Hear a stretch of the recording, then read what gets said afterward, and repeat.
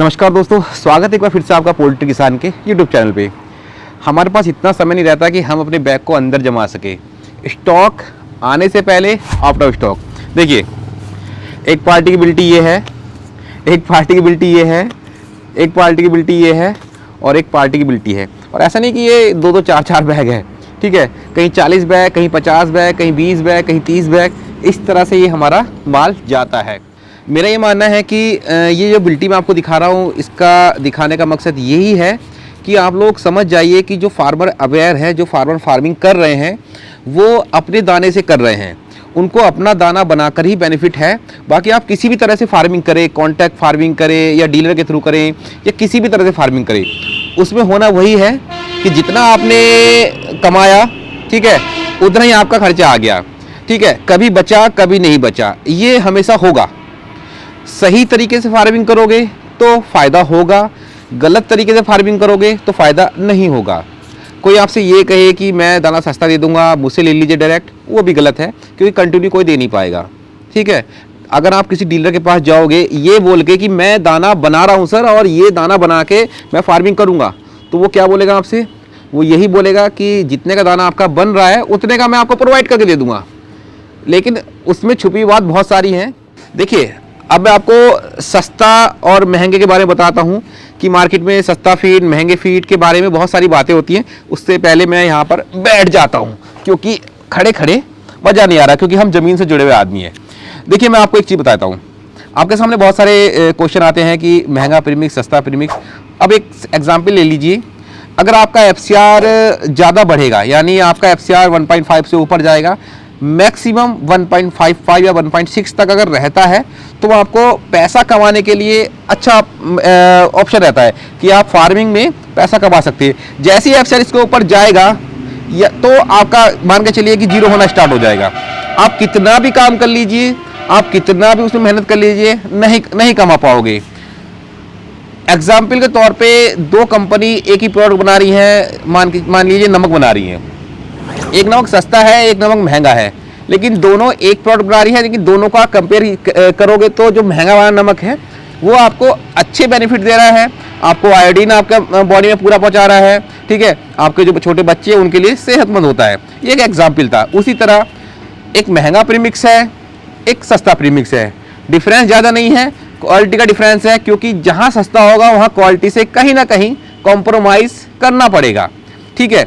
मैं क्वालिटी से कंप्रोमाइज़ नहीं करता, मैं आपको एक नंबर का प्रीमिक्स बना के देता हूँ। इसी वजह से 2.5 टन की गाड़ी अभी मेरी आ रही है, ठीक है, लोकल की, वो प्रीमिक्स लेके जाएगी, ठीक है।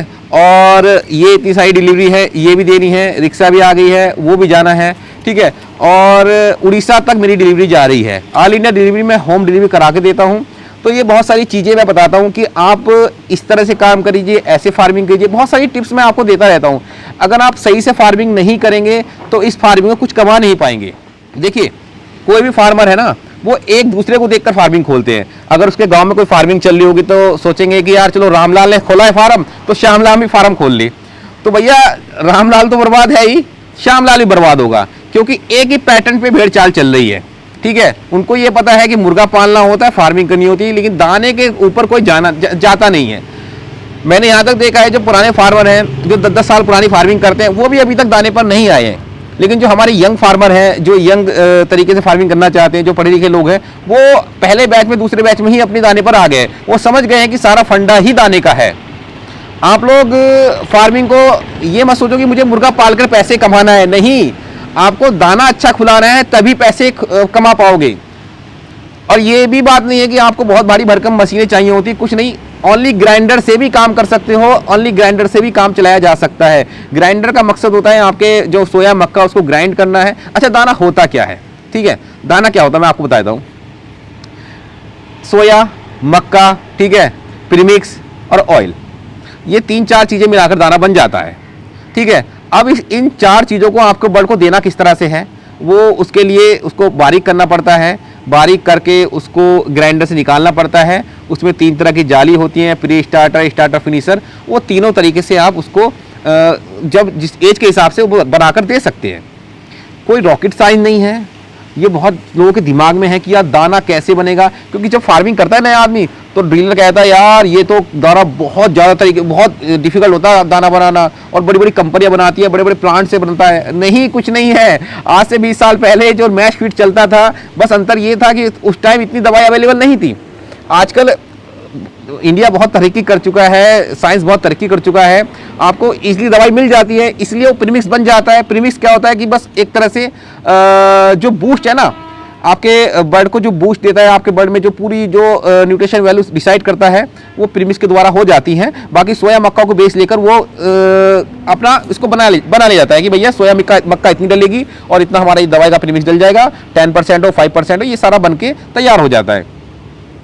आज से 20 साल पुरानी वाला धारणा हटाकर नई धारणा में आ जाइए कि भैया दाना बनाना है तो दाना बनाकर ही फार्मिंग करनी है, वरना फार्मिंग के पास जाना नहीं है। बड़ा खतरनाक खेल है, और ये खेल ऐसा है कि आपको डुबो सकता है। नए नए फार्मर मुझे कॉल करते हैं कि सर बताइए कैसे फार्मिंग चलेगी। बताने से पहले मेरी वीडियो देखिए कि मैं किस बेस पे बात करता हूँ, ठीक है। अगर आप सोचोगे कि मैं ऐसी फार्मिंग कर लूंगा तो उस फार्मिंग के पास मत जाना, घर बर्बाद होते हैं। लोगों ने लोन पे ले लेकर अपने घर बर्बाद कर लिए हैं।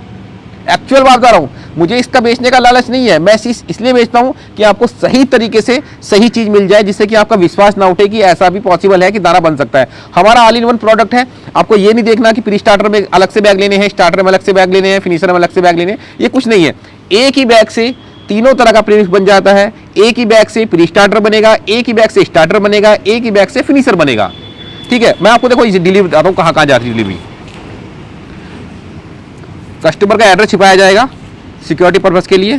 45 बैग, देखिए 45 बैग ये जा रहे हैं हमारे पिन कोड 770036 उड़ीसा, ठीक है। ये उड़ीसा की डिलीवरी है, ये देखिए आप, उड़ीसा की डिलीवरी, ठीक।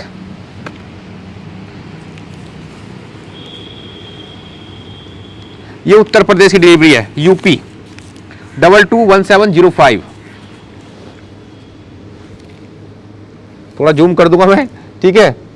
मैं एड्रेस क्यों नहीं दिखाता, इसका भी एक कारण ये है कि बहुत से लोग नहीं चाहते कि आप लोगों को सही चीज़ मिले, चाहे ट्रेडर हो चाहे डीलर हो। ये लोग आपके क्षेत्र में आपका एड्रेस जान लेंगे, आपको फ़ोन करेंगे, आपको मिसगाइड करेंगे, आपका दिमाग ख़राब करेंगे, तो आप एकदम से डर जाओगे कि यार ये नहीं बिल्कुल नहीं बनाना दाना। तो ये मिसगाइड करने की वजह से आपके गलत इन्फॉर्मेशन ना पहुँचे, इसलिए मैं एड्रेस छुपाता हूँ, ठीक। बता देता हूँ कि कौन सा कहाँ जा रहा है, वो भी इसलिए क्योंकि लगता नहीं लोगों को कि भैया पोल्ट्री किसान किस स्तर से काम कर रहा है, ठीक है। देखिए 30 बैग जाने हैं, ये 30 बैग है ओनली। अरे यार दिखाना बड़ा गलत हो जाता है। 30 बैग है वेस्ट बंगाल, ठीक। कुल मिलाकर ये देखिए, जब आसपास के फार्मर आपके बना रहे हैं दाना, तो आप क्यों नहीं दाना बना रहे? आपको दाना बनाना पड़ेगा, क्योंकि अगर नहीं बनाओगे तो इस खेल में फेल हो जाओगे। ये आपके बस की बात नहीं है, ये बिजनेस चलाना हर एक की बस की बात है ही नहीं। रियलिटी में आप सोचोगे कि बहुत इजीली है फार्मिंग करना, यूट्यूब पे देख लिया है, लाखों की फार्मिंग है, लाखों रुपए कमा लेंगे, ऐसा बिल्कुल पॉसिबल नहीं है। सारा खेल दाने का है। अगर वो दाने का खेल सही नहीं होगा तो आपका नुकसान होना तय है। अभी आप देख रहे हो कि मंडी का क्या हाल है, बहुत लोगों को नुकसान है, दबा के नुकसान है। लेकिन जो हमारे लोग जो दाना बना रहे हैं उनको इतना बेनिफिट है कि उनका घर से नहीं जा रहा, ठीक है। महंगे प्रीमिक्स के साथ भी नहीं जा रहा, क्योंकि एफसीआर इतना टॉप का मेंटेन है। मैं साइड में क्लिप डाल दूंगा। भैया नमस्कार, क्या हाल है भैया? कह रहे हैं देखिए बर्ड को, 25 दिन का बर्ड है, क्या लाजवाब गया है, देख के बताइए। अभी इसको कैलकुलेट करना पड़ेगा हमको। मैं हूँ दूसरे फार्म पे हूँ, एक तो लिखाता है कहीं और, ठीक है। मैं इस वाले फार्म पे हूँ, अभी जाऊँगा सुबह तो फिर बता रहा हूँ, ठीक है। बहुत मस्त गया है। ये 25 दिन का चूजा है, आज 25 दिन हुआ है कंप्लीट। मस्त गया है एकदम, बहुत बेस्ट गया है, जैसा चाहिए वैसा।